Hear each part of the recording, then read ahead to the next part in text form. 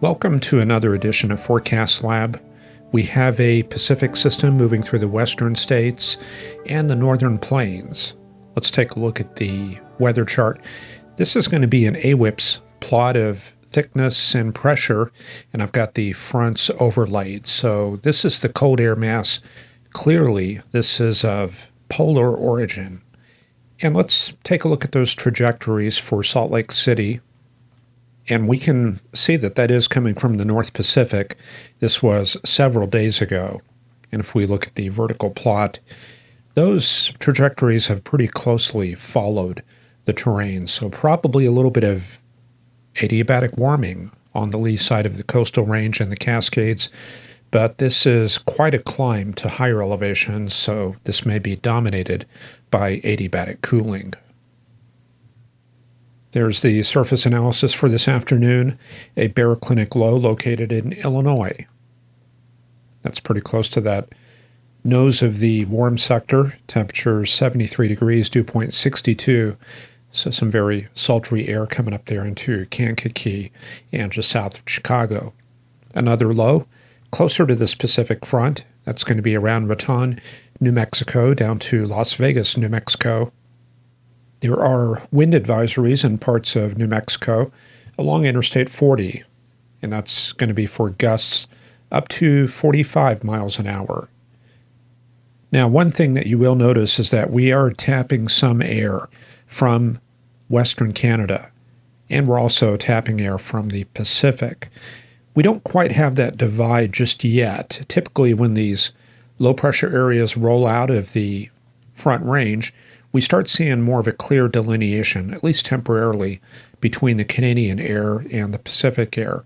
So you may see that boundary, maybe a kind of a tail-end boundary, firm up later tonight into tomorrow. But as that moves out into the central U.S., the air masses start combining once again. So typically that secondary front doesn't last more than about 24 to 48 hours. Anyway, high pressure out there in the northwestern U.S., 1030 millibar high, and that is driving Santa Ana winds in Southern California. In the northeastern U.S., a definite baroclinic leaf across Ontario. This is associated with that baroclinic low that is further west. This is a large area of upper-level lift, some of it in the lower levels, of course, but that is producing precipitation across a wide area from New York to Michigan. And some of that is in the form of freezing rain. That is going to be moving eastward this evening. And on the NAM forecast charts, you can see what's in store.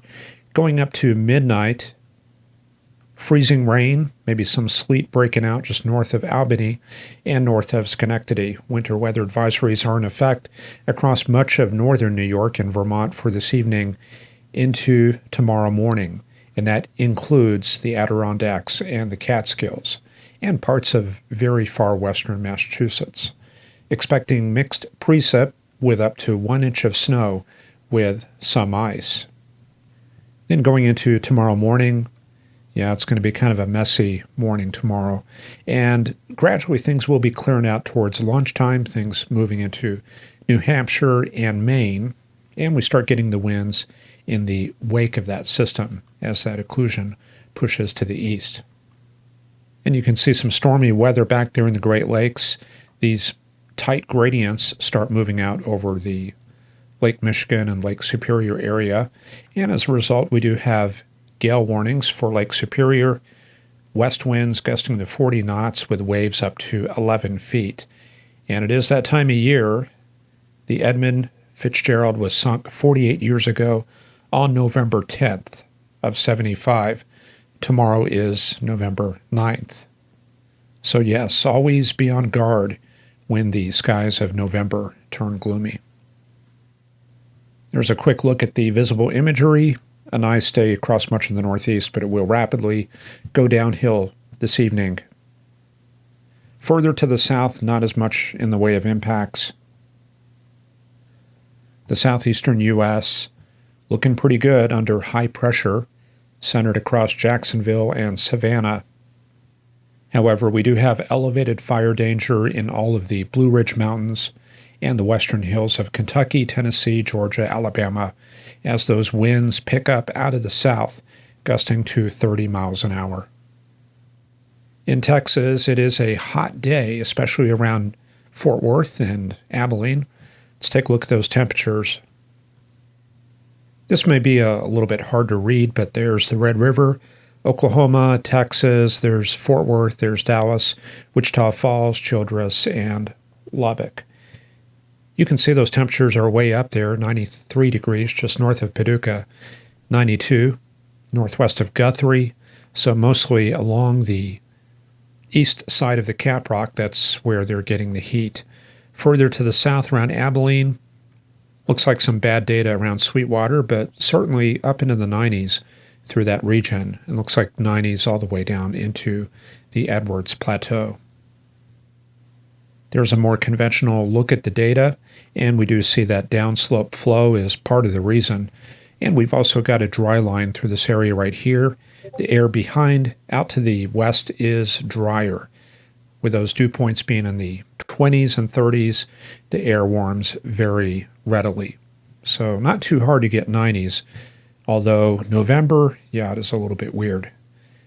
A cold front making its way south, and that is the leading edge right there, all the way back to Trinidad, Amarillo, and further to the west.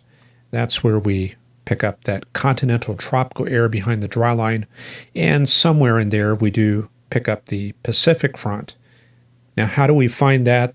That is a little bit tricky, and it helps to be familiar with weather patterns this time of year. If we see 75 at Tucumcari and the air mass is homogeneous all the way back west, we would expect to see about 75 at Albuquerque, maybe 80 down to the south. This is a little bit cooler, and Gallup 59, that's certainly getting back into cooler air. So we would look for a cold front somewhere right in there, and that's going to join up. Yeah, see, that's going to be the start of that Canadian front right there. We're going to see that kind of take shape as it moves south, and that Pacific front moves further to the east. And there was a chemical plant explosion in San Jacinto County, Texas, north of Houston. That's going to be this area. Take a look at that satellite image and see if you notice anything unusual. See that right there?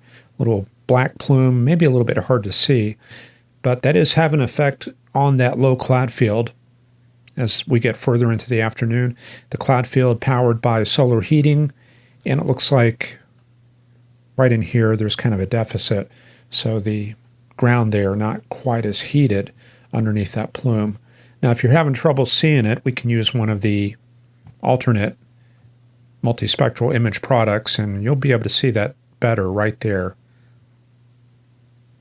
So anyway, that's some bad stuff there, heading up towards the Lufkin region, that plume heading northeast. Okay.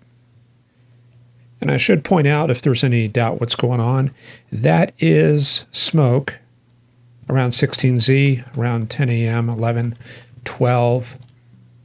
But that smoke does gradually diffuse out towards 1 or 2, very little of it left. But that opening right there, that's going to be the relatively cool air. So it's very similar to what we have coming off this lake right here, just a little bit cooler and not really supportive of convective development. The north-central U.S., this is mostly a post-frontal air mass. The flow generally out of the north and the northwest. The boundary, as we saw on that surface chart, running about like that. Warm front off towards the southeast, and then the Pacific front down in that area right there. So this is all high pressure nosing into the region. A lot of isentropic downglide across South Dakota and Nebraska, and some higher cloud here and there associated with jet stream dynamics. Now we do have some showers across Colorado. That's mostly in the higher elevations, so it is coming down as snow. And we do have a winter weather advisory. That's going to be around the South Park area. You can see the radar returns right there. Some snow coming down, and they're expecting anywhere from about 4 to 10 inches, mostly above 6,000 to 8,000 feet. So I'll go ahead and give you a quick cross-section from Saskatchewan down to the Gulf. So we're going to cut into that frontal zone and into part of that ridge right there across the Dakotas. So let's check it out. So this may be a little bit hard to read. AWIPS is not really the greatest, but it is very powerful. And there we can see the ground. And this runs from Saskatchewan to South Dakota through Kansas and down to Texas and into the Gulf. And that is the frontal zone. The black lines, those are going to be potential temperature. So wherever we have that tight packing, that's going to represent the frontal zone. So I'm going to draw out the front and the frontal transition zone located just to the left. And you can see that jet sitting right above it.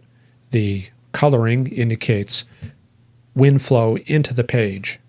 The higher the magnitude, the more yellow and orange that we have. Let me show you a conceptual diagram. So there you go. That's basically what we're seeing.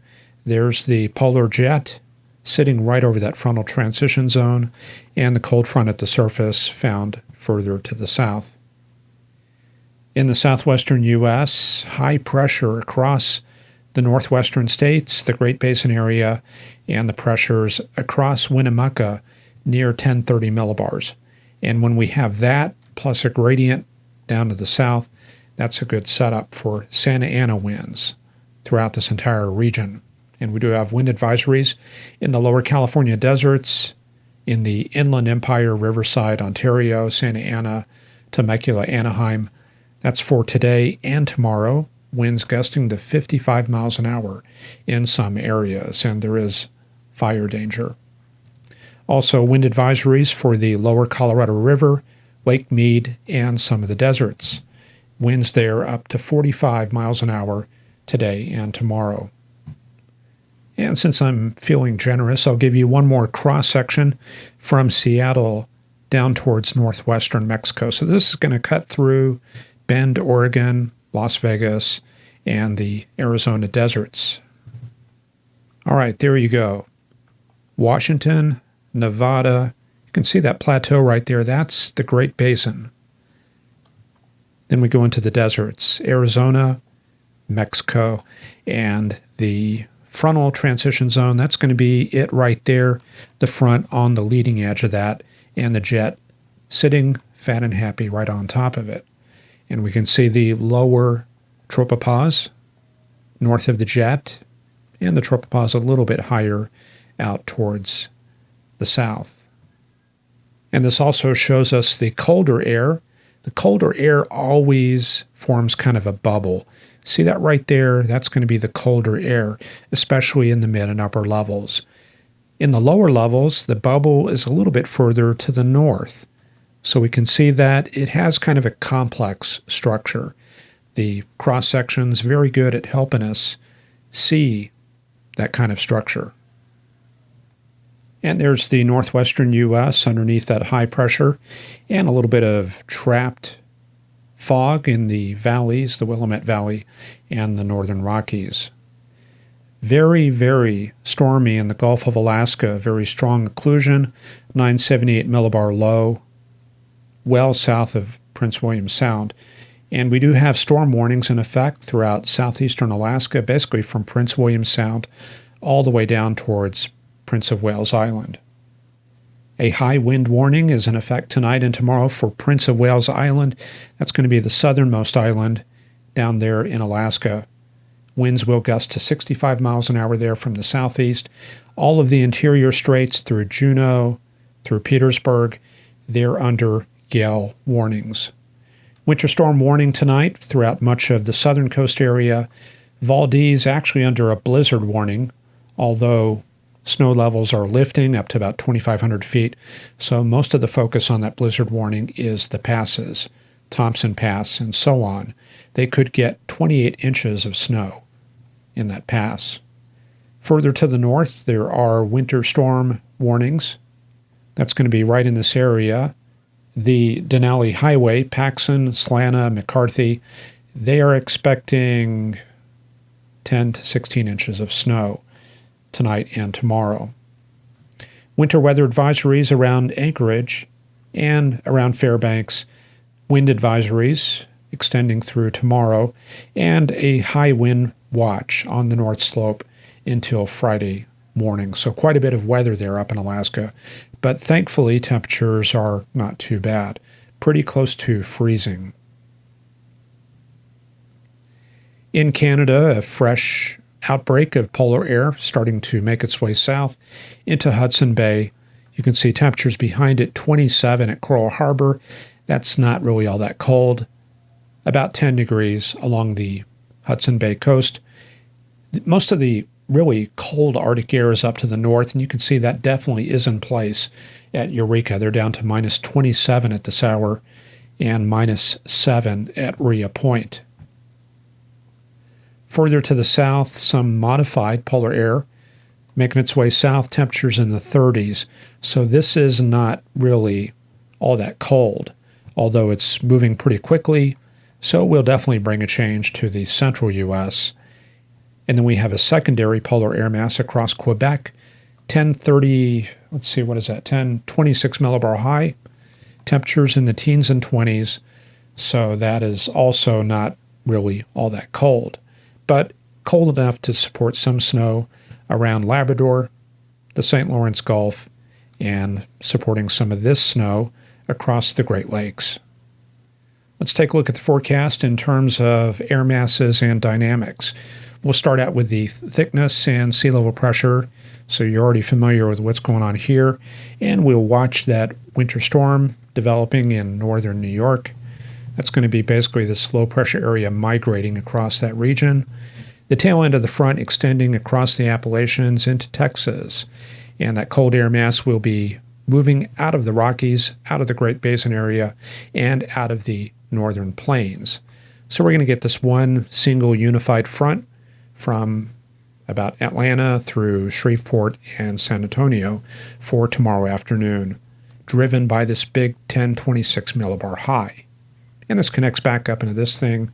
That's going to be a occlusion and then warm front off of Long Island.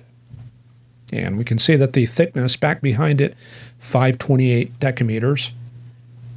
There's a rule of thumb where you need 540 to support wintry weather. That's going to be the 540 line. So that tells you that there is cold air coming south, not bitterly cold, but certainly not very comfortable. So usually when we have these tail end straggler fronts, we start looking for baroclinic development. Like right here, that might be a good candidate area. Right there, that's another region, especially once it gets off the coast, interacts with the Gulf Stream. So we'll keep an eye out for that. Nothing really coming together. Okay, so that's good news. Not too much going on. Looks like a little bit of upper air support right there across the Carolinas. And then we get back into this lee side troughiness for Saturday. So that's going to mean some warmer weather through the northern plains, an extension of the Pacific high and a little bit of plateau high action going on there. And we're opening up more of a storm track there in Washington. So it looks like some wet weather. You can see that westerly gradient coming on shore. So this weekend, that's Saturday, and then we go into Sunday. Looks like a active weather system up there in the prairies, downslope flow, but not much going on for the northern U.S. High pressure in the east, 1034 millibar high, so cold air advection on the east coast, and a very slow warm-up and modification for the central U.S. And, of course, that downslope flow across the Dakotas. So temperatures coming up in the 50s and 60s right there. Then we go into Monday and Tuesday. Looks like a little bit of isentropic lift going on back in this area, probably some interaction with some stronger winds aloft. And then we get a little bit of a low out there in the Gulf, pretty far to the south. But overall in Texas and the southern U.S., just southerly flow, just not very much going on. Big low to the north. And then we start looking for next storm off the west coast for later next week. Here's the 500 millibar heights and vorticity. This is a chart we use to assess the energy in the middle portion of the troposphere. So this is up at about 20,000 feet. And basically we kind of focus in on these darker shades, like right in here. That tells us where there's some very energetic processes going on. So certainly we do have this trough moving through the southwestern U.S., helping to support that frontal system across New Mexico, across the plains. And that's going to be an area of lift right there, helping to support that area of showers in Colorado. Out there in New York, they're under a ridge right now, but there are a couple waves upstream across the Great Lakes, and that'll support that little wintry weather event overnight. Let's move that into tonight. Yeah, see that little blotch of shading right there? That's going to be a source of vertical motion, working on that air mass right there across New York. So they're getting hit with that and helping to get some upward motion developing in that cloud field. So anyway, that's moving very quickly to the east. Further back to the west, though, you can see that's a very dark, imposing shape. But back there, there's just not as much moisture, so we don't worry about that a whole lot. This is mostly a reflection of the very cold, the very strong cold air advection coming southward. All right, some more troughiness out to the west, so that'll support some of the rainy weather in Texas for tomorrow into Friday. And as that trough moves on off, we'll get that clearing in Texas. And let's see, going into the weekend, you can see things are fairly zonal. Some ridging across the Rockies, some troughiness off the East Coast.